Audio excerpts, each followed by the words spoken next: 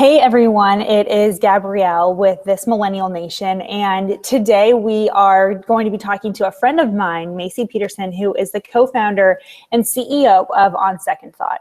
Now, if you have ever had that moment where you have sent a text message and you're like, oh my gosh, I should not have done that, and you instantly want to take it back, well, now there's actually an app for you to be able to do that and more. So Maci, thanks so much for joining us. Thank you for having me, Gabrielle.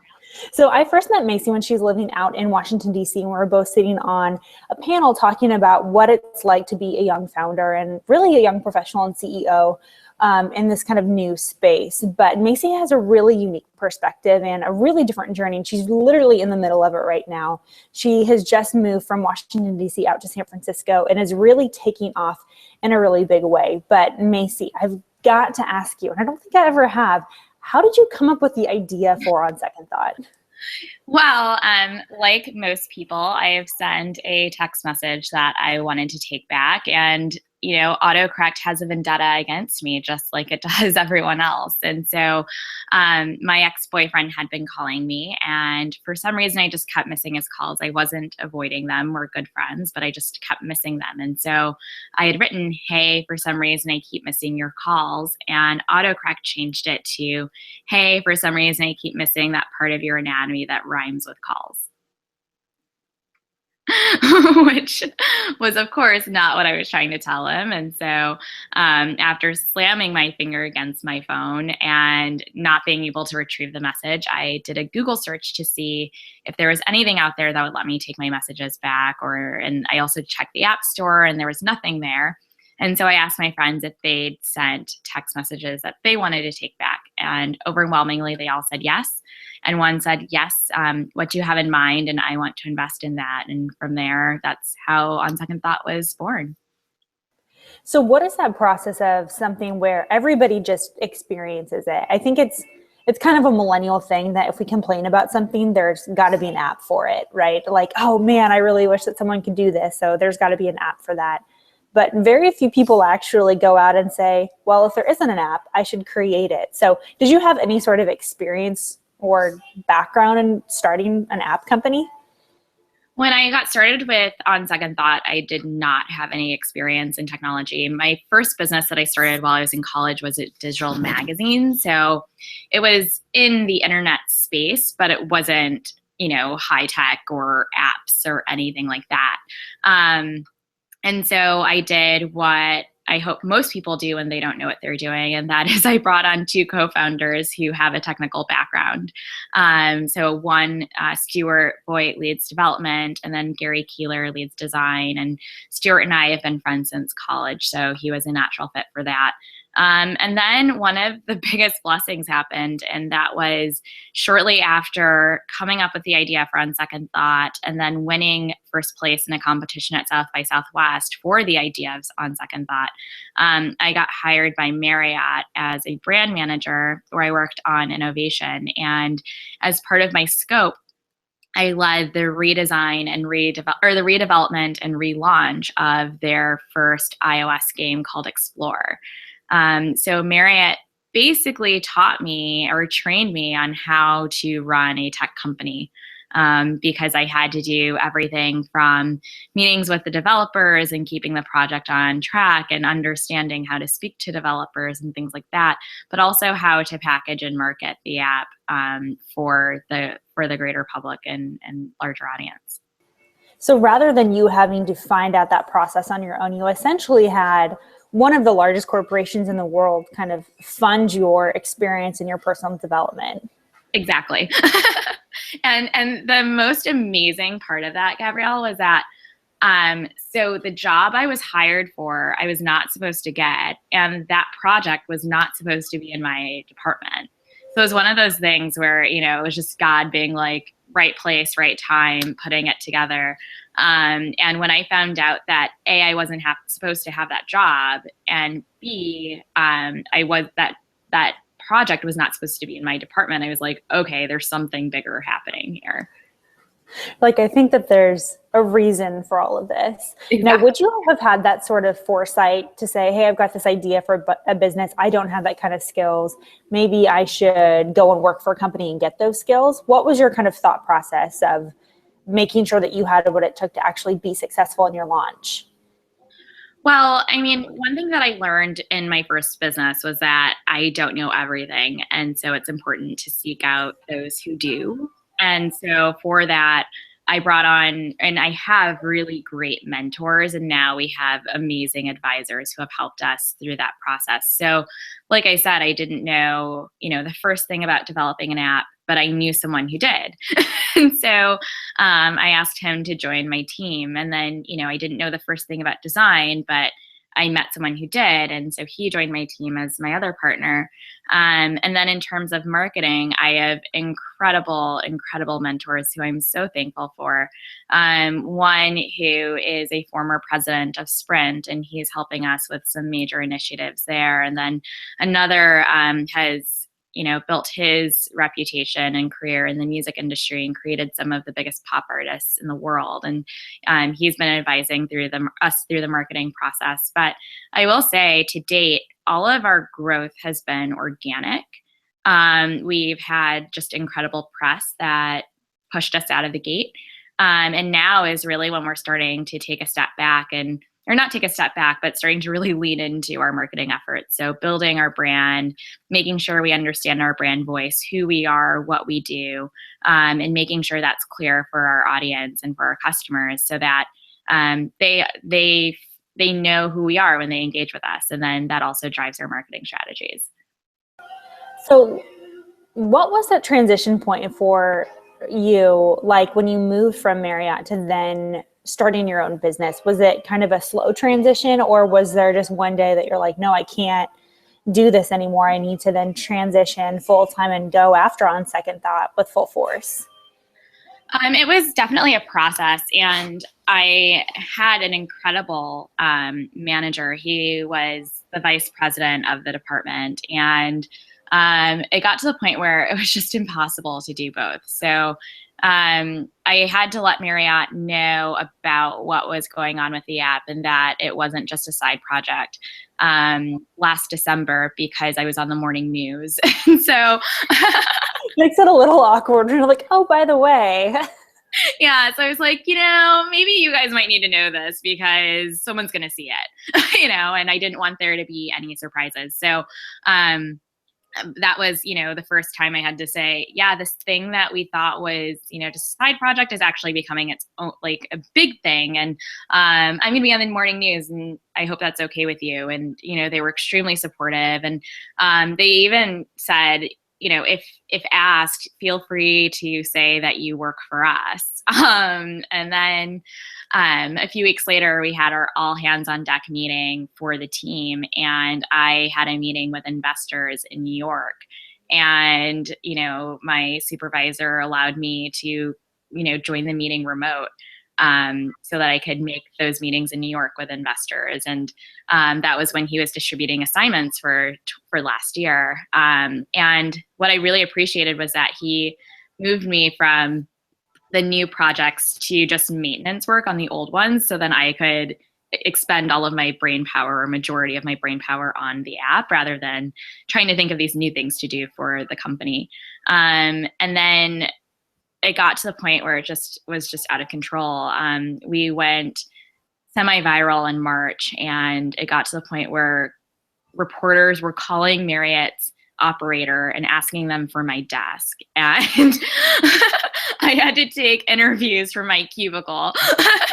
And I left shortly thereafter. I'd already given my notice. I gave them 6 weeks notice, because I wanted to make sure that they had time to find somebody to replace me. And then hopefully there would be time for me to train that new person, because they were so accommodating to me. I wanted to make sure that I made the process as seamless as possible. And I think what was very helpful during the period when I had to juggle the two was that I was transparent and very honest with my supervisor and the executive team, so that we were able to work together to find solutions and working against each other.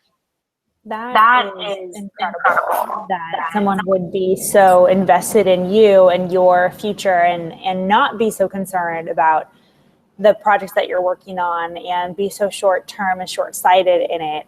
What kind of advice would you have, if any, for someone who wasn't blessed with your kind of circumstances and that they don't have a supervisor that's supportive and maybe their company is threatened by this side hustle that they have going on? How would you suggest someone navigate those waters? Yeah, I mean, I think that honesty is what's most important. So and that includes being true to yourself and taking a really strong assessment and determining how important is this thing that you're working on. Is it where you see your future? Is it, what wakes you up in the morning, and is it something that you work on until you go to bed at night? And if you think it's going to be successful, and if so, there are necessary sacrifices that everyone has to take. I mean, people like to think that entrepreneurship is this glossy, sexy thing, but it's actually one of the least sexy things ever.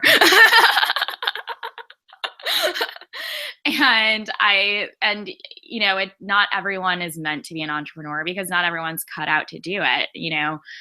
We work nonstop all the time and we put everything on the line for what we're doing, and quitting your job is just the first step in that. And if that's something you're willing to do, if you're willing to quitting your job is essentially putting your future on the line. I mean, I have put everything, all resources into my company. We bootstrapped it before we raised any fundraising. And so I am all in.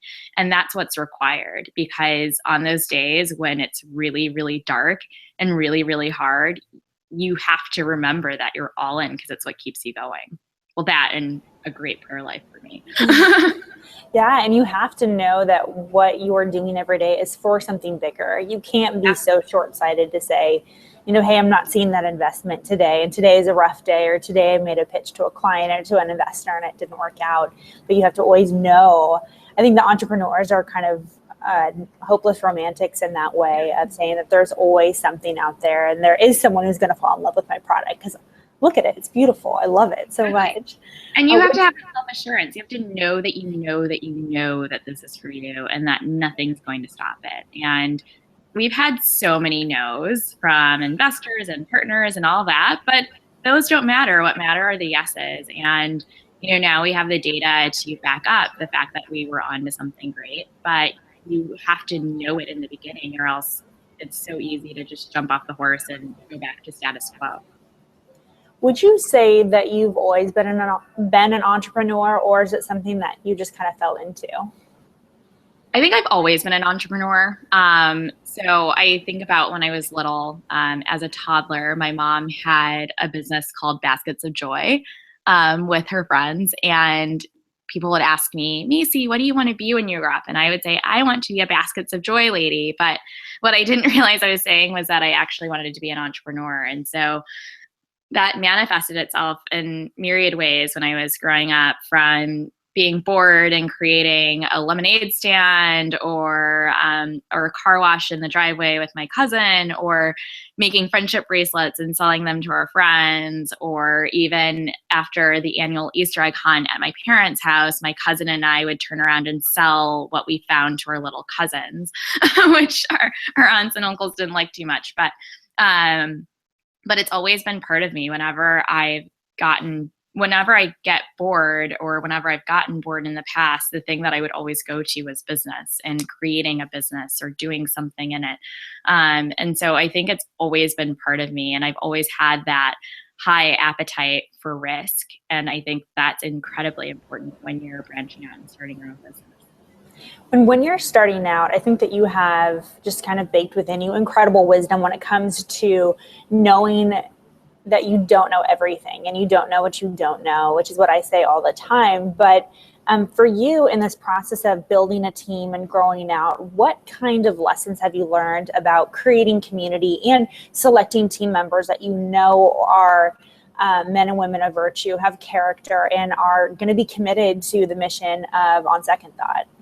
Yeah, I mean, so something that went into it was, well, first of all, I want to say I haven't always made the right decisions, right? I think that's part of starting a business, is working with people, realizing they're not the right ones, and then you part ways at one point or another. And so there's been a lot of trial and error. But I would also say that something that's been really helpful is a lot of prayer And I say that because both of my partners are Christian. And it wasn't like I was going out there looking for Christian partners. It just happened that way. And that helps a lot, especially during those dark days, because not only do I have business partners, but I have prayer partners, and that's, just incredible. And it's a gift that I'm so thankful for, because I know what it's like not to have that. The other thing is that just in terms of hiring employees or finding partners and building teams, when you're looking at co-founders, they have to be at least as invested as you are. They have to get the vision. They have to have the passion. They have to be willing to make the sacrifices that are necessary when you're an entrepreneur, because otherwise that is going to breed a lot of resentment. The company can't be pushed by one person. It's just impossible, because when you're working on these projects and these businesses that are larger than yourself, you have to have people on your team who believe that it's that big. And then the other thing when it comes to hiring is we have realized and recognized that having a contract to hire process works really well. So we have all of our employees on a 3-month contract period first. And then at the end of the 3 months, we, regroup and evaluate on both sides, them, do they like us? Do they like the work they're doing? Are they inspired to continue working with us? And us on our end, it's, do they get the vision? Are they a right culture fit? Are they a right skill fit and talent fit? And even if they don't have the right talent, do they have the right personality and at least the foundation and the raw material for us to build that talent in them? And so we have, had some people who were the right skill fit, but a horrible culture fit, and so at the end of those 3 months, we decided that we had to part ways. And then we've had others who were right culture fit, but didn't necessarily have even the raw materials to build the skills out. And then we've had one so far who is just wonderful all around. And we are thrilled to have him on our team. And so as we continue to hire, we've realized it's a process, but what's most important is having the right people, because without the right people, the business, it's almost impossible for it to thrive and succeed. They say that the difference between self-employed and being an employer is having a process, because you can have a business and you can have an LLC, but until you have those processes in place, and that includes hiring. And I know as an entrepreneur, hiring is not sexy. Like the idea of having employees is like, yeah, I've got people that I can tell what to do, but that process, like HR, there's nothing cute about HR. Nothing cute about HR. Nothing cute about hiring or interviewing or any of it. It's true, but it's what you have to do to create a viable business, but also to a path to sustainability. One question I have for you is, you're in a really interesting niche of you're not just focusing on millennials, but you're really focusing on a culture and a society that uses their cell phones constantly, and you're kind of going after those people who have a million other things on their mind. And so if they kind of slip up and do a quick text message, or something happens, or maybe they're not even familiar with using their phone, and so something happens, and so they send a text message and they want to take it back. But you're now in a community also too of other entrepreneurs, being in San Francisco and being kind of in that startup central area. What would you say are 3 words that describe millennial entrepreneurs? Hungry, competitive, and hopeful. Really? Okay, let's talk about each of those a little bit, because I'm really fascinated by them. What do you mean by hungry? By hungry, I mean we have this insatiable appetite to make our society and our culture a better place, but not just a better place, but the world that we would want to live in. And I think that and I also think that hunger stems from the fact that for many of us, we graduated into a recession. So for me, I graduated in 2009, which was perhaps the worst year to graduate from college. I graduated that year too. I remember. Yeah, and you're an entrepreneur. Right.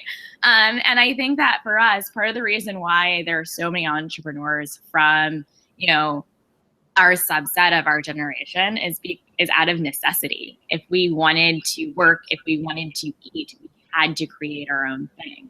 But beyond that, we also have a heightened mistrust of large corporations because many of us had large job offers that were rescinded, or we went to join these corporations only to get laid off shortly thereafter.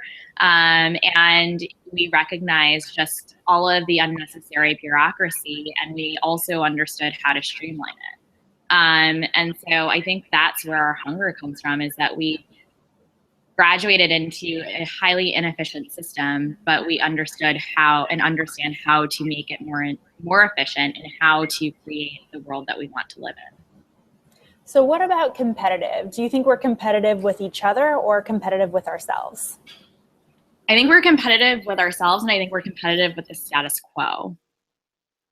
I think that kind of to speak to what I just said, we have this "why not me" mentality. I think older generations believe that and try to teach us that we have to wait in line and pay our dues and wait our turn, and we're like, no, I'm ready now. I'll try it, And if it doesn't work, fine. If it does work, if it doesn't work, fine. I'll wait in line for a little bit longer, and if it does work, then guess what? I'm ahead of you now. But I think that's what also makes us different, and that's why we've been able to change this world and drive such innovation, and that's why older generations are looking to us, and some older generations hate us. And I think it's because not because we're bratty, it's because we are ambitious and we have results that prove that we were right, and that they might just be a little upset that we got to it first. I couldn't agree more. And I think a lot of it is that the misunderstanding too of why we do want to further ourselves. It's not, we don't want you to lose. Like, come on with us. Like, that's awesome. Like, we've got new ideas. We're not saying that your ideas suck. Like, we're just saying we have new ideas. Why don't you join us and do it together? Exactly. Like, why not try? Those ideas haven't worked in the past, so let's try something different. And we could really use you because you have the wisdom and experience that we don't have. And I really applaud those who say, maybe the kids are onto something. Let's see what we could do together. So what about hopeful? Why do you think that we're a hopeful generation? I mean, it kind of stems from what I was just talking about too, is that we look at things and we see the possibilities. Not necessarily, we see it for what it is, but we also see what it can be. And creating your own business requires a lot of hope and faith. And stepping out and saying, you know what, I think I can do this. I think I can change this, way of doing things and change the world, even if it's just by, releasing this one product or this new way of thinking or whatever it is. And I think that requires a lot of hope for a better future. And that's what our generation is building. So we have actually reached our end of our interview, and now we're going to go into the lightning round. So if you're ready, we've got a couple more questions for you. All right, let's do it. All right, so the first question is, what do you know now that you wish that you knew then? When is then? Or when was that? Then was when you were first starting your business.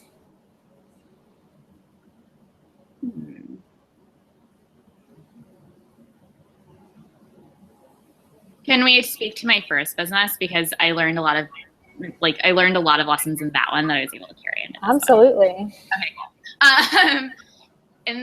I learned that it's okay to not know things. It's okay to ask questions. It's okay to admit when you're wrong, and it's okay to be humble. You don't have to know everything. You don't have to act like you know everything, because there are so many people who are more than willing to help you, because at the end of the day, no one really wants to see young entrepreneurs fail. Everyone wants us to succeed. And beyond that, they want to be able to say that they helped us succeed, right? And that's something that I wish I had known then, and I'm really glad I know now, and that's a lesson I've taken into that. So kind of in that same vein, what relationship do you have to the word failure? I have learned to embrace the word failure. My first business was a failure, and it was really difficult for me to pick myself back up and try again. I mean, I actually dealt with a lot of feelings of inadequacy and unworthiness because the business failed. And my dad told me something that was extremely helpful. And he said, Maci, you are not your business. Just because your business fails doesn't mean that you're a failure. And just because your business succeeds doesn't mean that you're a great success. You are two totally different entities. And so if the business fails, that's fine. Dust yourself off and try again. Whether it's with that or something new, but don't allow that to be part of your identity. And that was one of the most freeing things he'd ever taught me. So, I mean, it took me a while to really bounce back. I started about 3 companies between my first company and On Second Thought.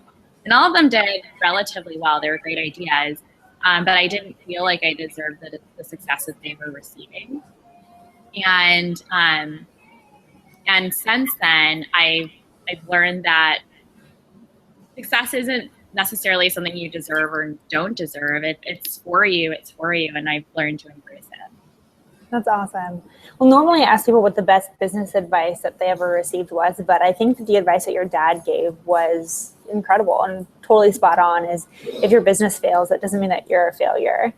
So my next question is, what books are you reading right now? The Hard Thing About Hard Things by Ben Horowitz is phenomenal. And it's filled with awesome rap lyrics that I will eventually turn into a playlist to listen to while I'm spinning or running.